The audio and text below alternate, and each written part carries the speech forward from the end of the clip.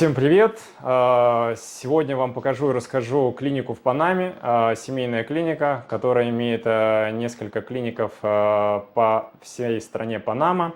Поговорим с главным врачом и руководителем клиники, который создал клинику с нуля, как это происходило. Получил он образование в Советском Союзе. Будет очень интересно. Поехали!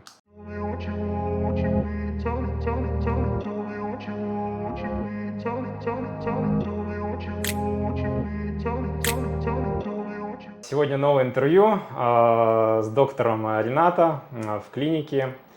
Мы находимся. И хочу задать первый вопрос. Какая была идея создания клиники именно в Панаме? И откуда появилась мысль назвать эту клинику так? Как она у нас сейчас с вами называется? Я приехал сюда, потому что моя жена панамка, и поэтому я приехал сюда. И моя клиника называется Да Коста, потому что это моя фамилия. И меня зовут Ренато Перейра да Коста Феррейра. Вот откуда Да Коста, это моя фамилия. Откуда такая редкая фамилия? Сами вы откуда родом? Я из Анголы. И из Анголы, это Африка. Но вы помните, Ангола была португальская колония, поэтому там мы говорим на португальском языке. И откуда фамилия такая, Да Коста. Да Коста. Хорошо. Насколько тяжело было обосноваться в Панаме? Здесь вроде испанский язык, а у вас португальский. Как было тяжело, в принципе, здесь с местным менталитетом сжиться? Вначале было очень трудно, поскольку португальский и испанский язык, они очень-очень похожи. Но некоторые слова на португальском языке, если говорить на испанском языке, будет большое оскорбление. Поэтому я стал изучать те слова, которые не оскорбить людей. Не перепутать. Не перепутать и таким образом. Но я сам учиться так испанский язык, как отдельный язык, который нужен обязательно, нет. Я все через португальский все перевел и стал читать на испанском, и таким образом я мог справиться с испанским языком. Но сейчас все документы же оформляете на испанском? Да, это точно. На сегодняшний день сколько языков знаете? 4 языка. Это португальский язык, русский язык, английский язык и еще другой язык какой? Испанский. Испанский язык. Круто. Да. Многие вам завидуют. Но то, что сейчас долгое время не говорим на русском языке, поэтому мой русский язык не стал таким, как раньше. Я еще помню Людмила Алексеевна, как сказала, как она часто мне сказала: Ренат, не слушаю падеж. Падеж все время надо на месте поставить. В клинику много русских к вам обращаются на консультацию? Да. А особенно здесь тоже, в Арайхане, поскольку есть много русских.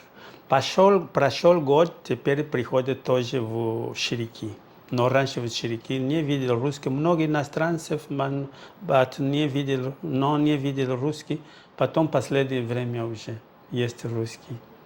Я понял.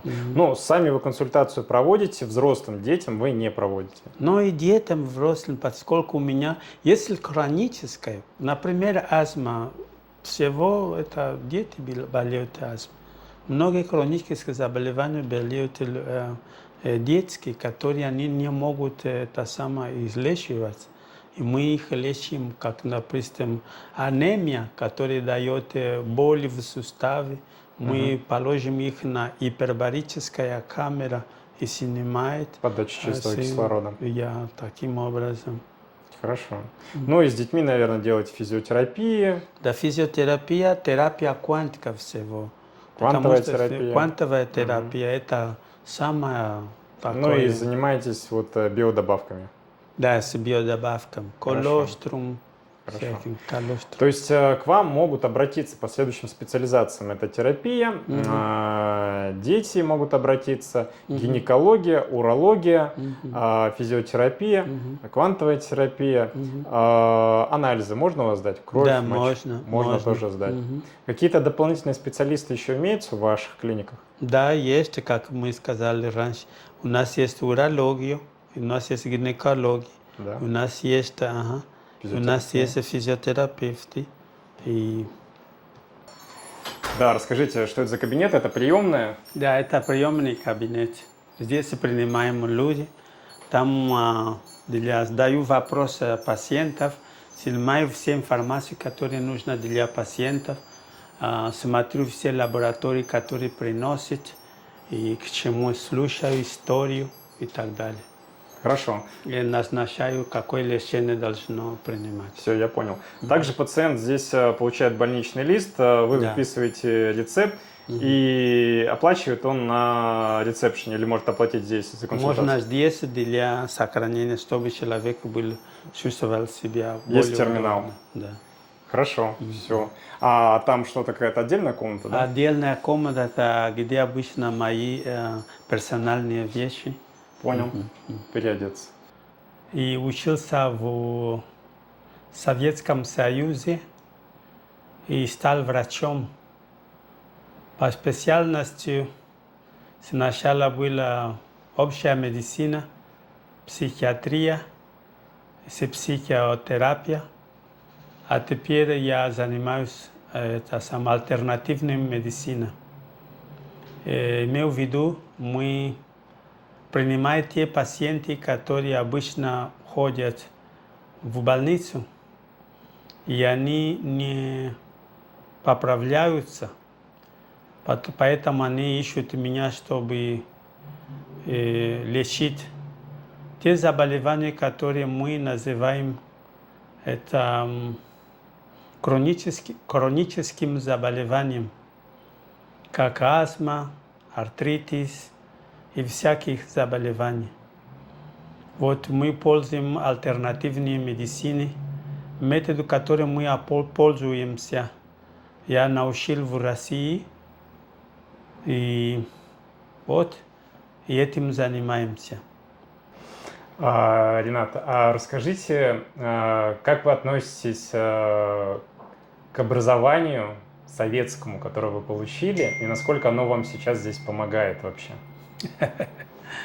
Здорово, здорово, здорово. Я благодарю те время, которое уже невозможно возвращаться обратно. Мне, как сказать, вспоминаю те времена с всей душой, и невозможно обратно. Невозможно вернуться назад, это понятно. Невозможно вернуться назад, но в это времена стало у меня увековечил на моей памяти. Было хорошее отношение с учеными и коллегами, и русские всех стран, всех мир. И все время в моем голове вспоминаю,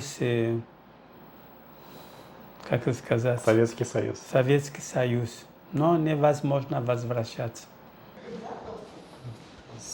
Вот здесь кабинет, где делают процедуру, физиотерапевтические процедуры, внутривенное, это само внутривенное вливание. Вливание, окей. Здесь внутривенное вливание, процедуры сделаем. Здесь также массаж? И массаж тоже делают. А мануальную терапию делаете? Делаю мануальную терапию. Иголки, да, иглоукалывание? Иголукалывание. Но иголукалывание сделаю я.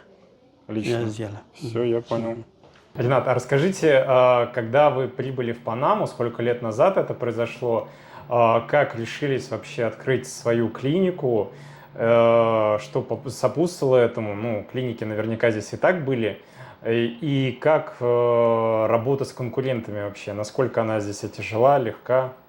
Вначале было очень трудно, поскольку я не был панамец, невозможно было работать как врачом. Я ждал 8 лет. Если я знал, что буду ждать 8 лет, может быть, я бы взял мой чемодан и обратно домой. Но прошло время, всего 8 лет. Я стал гражданин Панамы и получил вот это после гражданства, тогда начал заниматься медициной. Обязательно 1 год был в большом госпитале, потом в интерьере, потом мне давали разрешение работать как врачом. И видел все, когда я прошел это время, все стало легко, потому что, несмотря на то, что у меня было 8 лет, и не считая медицину, несмотря на медицину, мне было легко пройти и все то, что нужно было, чтобы принимать разрешение, чтобы работать как врачом. Потом конкуренция легко было, потому что смотрел много заболеваний, которые они не вылечили. А мы там в России много, я учился в Витебске. Я знаю там Борис Борисович, Андрей Петрович, мы уже этим сделали. Снимали пациенты, которые невозможно выздоравливаться, и мы их программировали, чтобы они были здоровыми. У меня уже опыт был. Я стал лечить людей без лекарства. Гипнозом вводили всякие, много историй мы научились там в России. И было вообще успешно. Но для некоторых, потому что люди не были готовы на это, стали думать, может быть, это самое, как это можно лечить без лекарства. Он из Анголы, из Африки, может быть, что-то он делал, магию, что-то он делает. Колдун. Колдун какой-то, колдовство занимается. Потом я ездил обратно в Россию несколько лет и начал принимать там все методы, которые пользуются в России. Там есть Quantera, например, аппарат, который пользуется квантовой энергией для космонавта. Это для меня было совсем очень успешно, поскольку в этом мире здесь в Оксиденте не было такое, и дало мне возможность, чтобы я был популярный такой, потому что стал лечить такие заболевания, которые обычно не вылечиваются на широкое время. Потом я сам есть ученик Неумывакина. Встретил Неумывакина в году 2010 году. Ну, 12-13 лет назад. Да.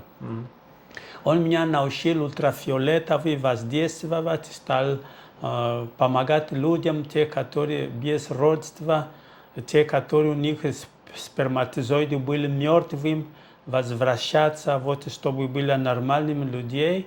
И это для меня было вообще здорово. Те, которые уже печень испорчен, нужно было перевести, как пересадки почки, не почки, а печень, пересадки печень.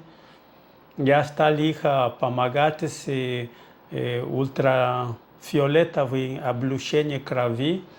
И там стали успехом. И многие заболевания, которые невозможно было вылечиваться, я стал лечить ультрафиолетовым воздействием. Без хирургических вмешательств? Без хирургических воздействий. Потом начал тоже заниматься вот это самое добавки, чтобы снимать, например, камень в пузыре, камень в почке, снимать без операции. И это мне давало возможность, чтобы люди больше меня доверили и стали много проходить. Таким образом, что мы могли расти и иметь сейчас, мы сейчас имеем 4 клиники. В Да, каких местах? успешно. Расскажите, 4 клиники, где они находятся? Вот здесь, где мы сейчас делаем интервью, это в Белоруске, Белявисте. Мы сейчас в Белявисте. Первое место, которое я открыл в Белявисте, потом открыл в Аррайхане для таких бедных людей. Поэтому они стали называть мою клинику социалистическая клиника, потому что у меня такой любовь к тем людям, которые невозможно было принимать такое лучшее здравоохранение, начали их помогать. Потом открыл другое место в Манянитес. Потом, сейчас мы открыли 4-е место год назад в Ширике, который очень много людей там проходит. А чем ваша клиника лучше, чем государственная в Панаме? Чем пациенту почему прийти к вам, а не в государственную? Расскажите различия. Чтобы не было так много говорить насчет этого, прямо отвечая на вопрос, это то, чем я занимаюсь, это такие заболевания, которые в государстве пациенты не выздоравливаются. Например, они не вылечиваются артритис. Когда приходят ко мне, артритис возможно вылечивать, если ты воздействует на пациента таким образом. Почистить кровь пациента с ультрафиолетовым облучением крови, и сделать, например, терапия квантика, все вместе, и чистится тело человека, артритис исчезает. Таким заболеванием хронической головные боли мы снимаем таким образом. Мы пользуемся озоном. Короче говоря, мы пользуем методику, которой в государстве такие методы не популярны, не пользуются. Они не пользуются озоном, не пользуются ультрафиолетовым облучением крови, не пользуются гипербарическая камера, чтобы там оксиген там был. Многое, что мы делаем, что они там не... Поэтому люди, которые не могут избавиться от своих недугов, они тогда приходят ко мне. Я понял. Какие специальности и специалисты у вас имеются? Окей. Сейчас с нами сотрудничают это самое, и урологи, и гинекологи, и... Терапевт есть? И терапевты. А детский врач? Пока нет у нас детские врачи, и еще и физиотерапевт. Физиотерапевт. У меня больше всего физиотерапевт. Физиотерапия. Да. Я им обещаю, как пользоваться квантовой энергией, и они занимаются именно этим. Понял. Терапия квантика. Можно у вас сдать анализы на кровь, мочу? Да, у меня тоже нам сотрудничаю с лабораторией и ультразвуковые исследования делают в нашей клинике. исследования, КГ-исследования у вас можно сделать, я понял. Сколько средняя стоимость консультации в вашей клинике? Вот в Ширике $30, в Панаме здесь $30, в бедных местах, в нижних местах мы собираем меньше $20 каждого консультации. Хорошо, консультация входит, сколько по времени длится? Нужно записываться заранее, либо можно прийти сейчас? Вот проблема такая. Иногда я забываю даже, что мне нужно делиться с человеком не 30 минут, который мы поставим 30 минут. Если человек пришел мне в консультацию и плачет, он не может уходить из моей консультации, если я не могу восстанавливать свое самочувствие.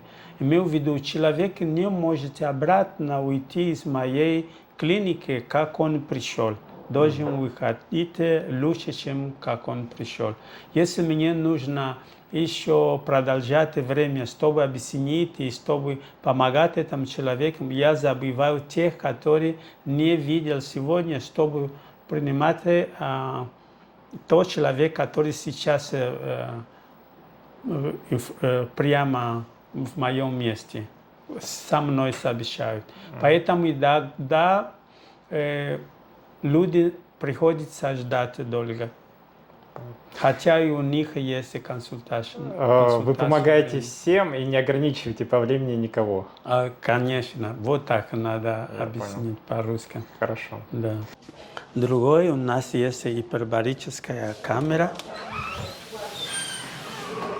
Ну, сейчас. То есть пациент садится туда внутрь? Сюда, ага. И мы присоединяем две кислород, которые в флакон кислород, и кислород, который выходит из вакуум. Это синглет оксиген. Хорошо. Это результат дает быстрее в гипербарическую камеру. Из баллона поступает чисто кислород в комнату, в которой находится человек. И с другой маленькой. Да, это да. синглет оксиген. Хорошо. А вопрос, сколько минут нужно там находиться? 30 минут 30 достаточно. Все, я понял. Okay. Так, это что у вас за Есть комната? место, где тоже сделаем.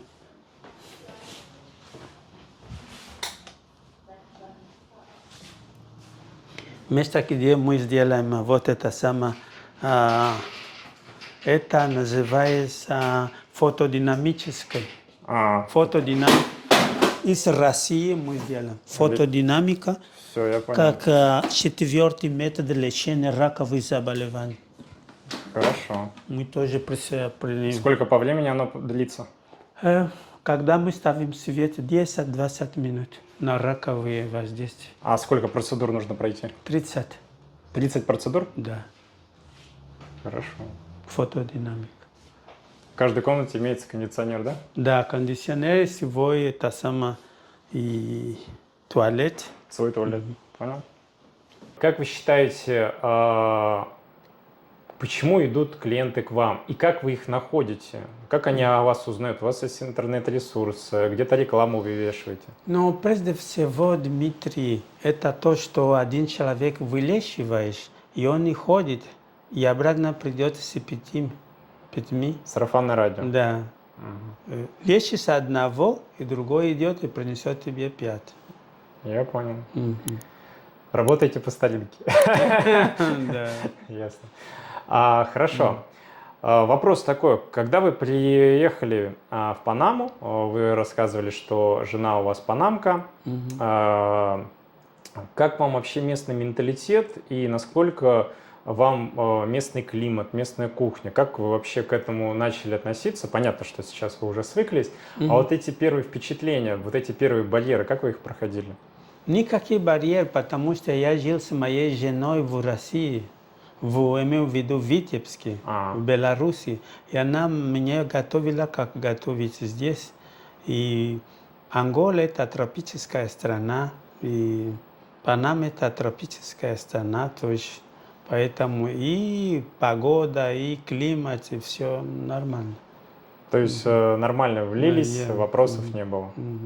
Но я говорю, те, которые приходят из Европы, допустим, русские, которые сейчас приходят сюда, они любят больше ширики, поскольку там холодно, прохладное, и вот это места, которые напоминают Россию.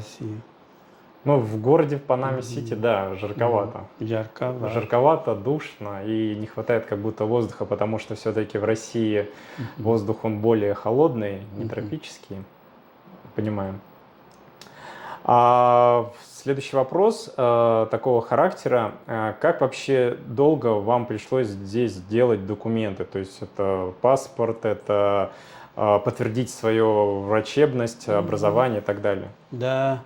Во время, когда я приехал, было в 1990 году, было очень трудно, поскольку страна была такое время переворот, и мне прошло вот это 8 лет, чтобы сделать все документы в порядке. Тогда я стал гражданин, после этого гражданства тогда все нормально. Нет никаких, так сказать, разницы между панамкой и со мной, все нормально. И тем более, и потому что я занимаюсь такой профессией, которая Это любовь, которую даешь людям. И люди отвечают тоже с любви. Ты идешь к сердцу, и сердца тоже есть ответ. Поэтому у меня все бумаги просто было 8 лет на страдание. После этого все нормально. И могу говорить то, что я не получил в течение вот это короткое время, 8 лет, теперь Бог мне давал 2-3 раза больше. Ну, значит, вы цените Я- советское образование О, медицинское, которое вам позволило так раскрутиться в Панаме. конечно, конечно. Потому что я тоже заметил такой. И люди, которые учили медицину в России, Да. сейчас здесь, в этом стране, те, которые хорошие руководители, потому что у них все сделают без, как сказать, без, как есть, Мгм. как есть. Понятно. Имею в виду, как есть, имею в виду такое, что белое-белое, черное-черное, хорошо-хорошо, плохо-плохо, не скручивается, Не выдумывают и не смешивают. вмешиваясь. Я И я понял. все правильно, как руководитель. Мы говорим как русские. Хорошо. Честно, работоспособность, и это самое,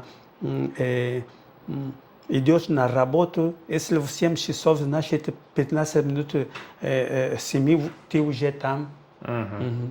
на работе. Хорошо. Какое количество персонала у вас сейчас в штате? Количество у меня 23. 23. Да. Это врачи и медсестры? Я. Хорошо. Лаборанты тоже есть? Да, врачи, медсестры и это сам физиотерапевт. Ага. Я понял. Ну, то есть они работают по сменам 2-2 Да, и в разных клиниках. в разных клиниках. Хорошо. А какие-то льготы врач вообще имеет в Панаме? Какие-то преимущества у него есть? Не понял вопрос. Какие-то льготы врач вообще имеет, соответственно, в Панама-Сити, либо в Панаме, в стране, как, ну, допустим, вот в России сотрудник милиции имеет льготу там бесплатно ездить на транспорте, да, городском Ну, и так далее. здесь, Врачи какие-то льготы вообще имеют здесь? ну, Нет? просто они уважают, поскольку они сами достигли такое уважение. Хорошо.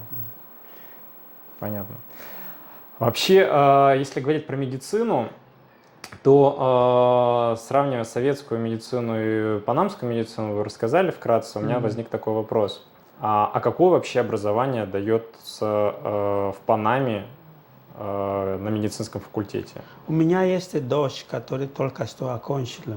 Хорошее, можно сказать, хорошее образование. Оно выше советского, ниже? Ну, дело в том, что ты можешь быть хорошим специалистом. Проблема не быть специалистом, а специалистом высокого разума, который может иметь любовь к прошлому. Мгм. Вот. Наше образование советское в то время идет все вместе. Окей. Сердце твое становится огромное, Да. и разум огромный, и который ты делаешь, как будто бы делает тебе более как сказать, человечное. А который мы видим здесь, не можем говорить, потому что все зависит от человека. Образование, которое мы получили, сделает тебе более человечным. Поэтому, когда сделался профессор врачевания, у тебя идет все вместе. Естественно, когда ты делаешь вещи не пациенты туда, и ты здесь, но ты это как будто... Помнишь в то время социалистическое? Здесь у нас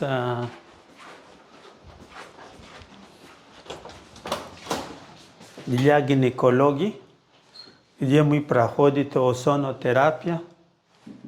озонотерапия, вагинальная озонотерапия, ультрафиолетовое воздействие, вагинальное тоже, ультрафиолетовое.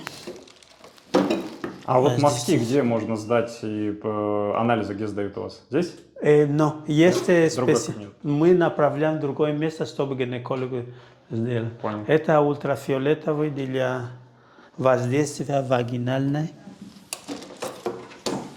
Здесь у нас есть Тесла. Можно кнопку?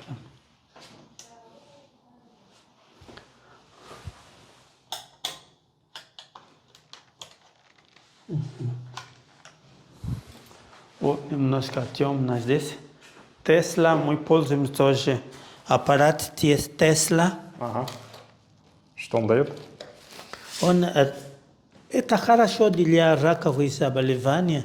И это очень хорошо, чтобы гармонию сделать все тело. На разные уровни воздействует. Но это очень хорошо для депрессии. Сколько минут так надо находиться? Да, 3 минут, 5 минут достаточно. Потому что он повышает потенциал клетки и уравновешивает и делает гармонию. Поэтому очень хорошо. Ну, как-то так им раздражает. Да, что все клетки тела Проснулись.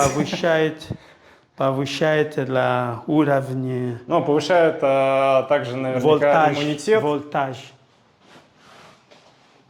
Иммунитет также? Иммунитет, да. Защитная реакция.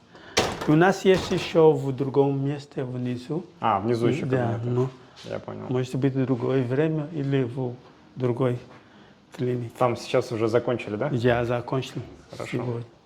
Следующий вопрос. Выписываете ли вы рецепты на лекарства? Нужны ли вообще рецепты в аптеках? Либо любое лекарство человек может купить без рецепта врача? И стоит ли это денег или это бесплатно? Но насчет рецепта, это как во всем мире. Есть некоторые лекарства, которые нужно в аптеке, они покупают с рецептом. Есть некоторые лекарства, которые можно купить без рецепта. А те лекарства, которые нужно с рецептом, нужно, чтобы врач назначил и сделал свой подпись. Есть, да, я подпишу рецепт для аптеки. А если человек просто приходит, чтобы давать ему рецепт какой-нибудь, если вот это лекарство не находится на те лекарства, не идет в группе лекарств, которые нужно хорошо принимать, имею в виду те ограниченные, например, которые воздействуют на центральную нервную систему, вызывают привыкание. Если вызывает привыкание, мне нужно смотреть человека, который я сделал рецепт. А если такое для давления и так далее, я могу сделать рецепт. И даже не смотря на человека, если человек уже принимает это лекарство, у него есть предыдущий рецепт. Понял. Больничные листы вы выписываете? Да, пишем больничные листы, и мы тоже отправляем к специалисту, если мы считаем, что вот это то, что у него есть, не могу исправить тогда. Потому что я не все заболевания, мы не все заболевания вылечиваем. Те, которые нужны специалиста, чтобы видел, я отправляю на специалиста, чтобы посмотреть. И также в государстве, тоже больницу мы отправляем тоже люди, чтобы снимать лекарства, если они могут покупать в аптеке. А как вы работаете со скорой помощью? Здесь есть частная скорая помощь или здесь только государственная скорая помощь? Здесь есть частная скорая помощь и государственная скорая помощь, но я не работаю с скорой помощью. Не работаете? Ну. Я понял. А планируете ли стоматологию открыть? У меня была попытка, но однажды и человека были интересовали другие врачи. Мы открыли место и просто испортили все аппараты, и таким образом не получается. Поэтому я расширил место. Если человек или врач, он стоматолог, хочет сотрудничать с нами, я даю место, чтобы он сам положил свои аппараты, но не наши, которые оставляем. Поскольку вот это аппараты стоматологии, они так чувствительны и так очень специально, что жизнь этого аппарата зависит от манипуляции хозяйства, хозяина. Хорошо. Ну, то есть вы даете в аренду кабинет, где врач самостоятельно закупает свое оборудование и оказывает услугу. Правильно? Корректно, да. Хорошо. А нужно ли в клинике иметь медицинскую лицензию, санэпидемзаключение? Как тяжело эти документы получить? Обязательно. Это не только здесь, во всем мире. Чтобы получать разрешение на врачевание, нужно пройти, есть некоторые, это самое. Первое, это чтобы был гражданин, а потом теперь пройти первый год в общегосударственные госпитали, где они смотрят свое это самоврачевание, если есть реально или нет. И следующий, другой год идешь в интерьере, имею в виду далеко от столицы, чтобы сделать как социальная работа, а потом тебе дают возможность сделать медицинское заключение. Теперь другое, что добавляли на последнее время, чтобы сделать интернат, называется интернат, нужно пройти тест. Должен пройти врач или клиника? Но тест на то, что если проходишь вот этот тест, тогда дает тебе возможность войти и сделать интернат. Понял. А перспективы, что планируете? Новую клинику открыть? Какое развитие? Но я уже устал, у меня уже 60 лет. Те, которые врачи, которые хотят знать на то, что я знаю, я с удовольствием. Таким образом, как я получил с любви и трасс ученых Советского Союза и во всем мире, таким образом я даю и взаимодействую с коллегами, обучаю и даю бесплатно те, которые хотят знать, чем я занимаюсь, потому что я уже уставший, и открывать другие клиники нет. Если какой-нибудь врач хочет знать на то, чем я занимаюсь, я с удовольствием даю бесплатно. Хочу поблагодарить вас за то, что ответили. Вот, теперь мы знаем, что есть такая клиника Рената да Коста в Панаме, и не одна, их несколько. Вот, можно будет обратиться, получить медицинскую помощь. Хочу сказать всем спасибо большое за просмотр. Увидимся в следующий раз. Пока-пока. Пока. Tell me what you want, tell me what you want.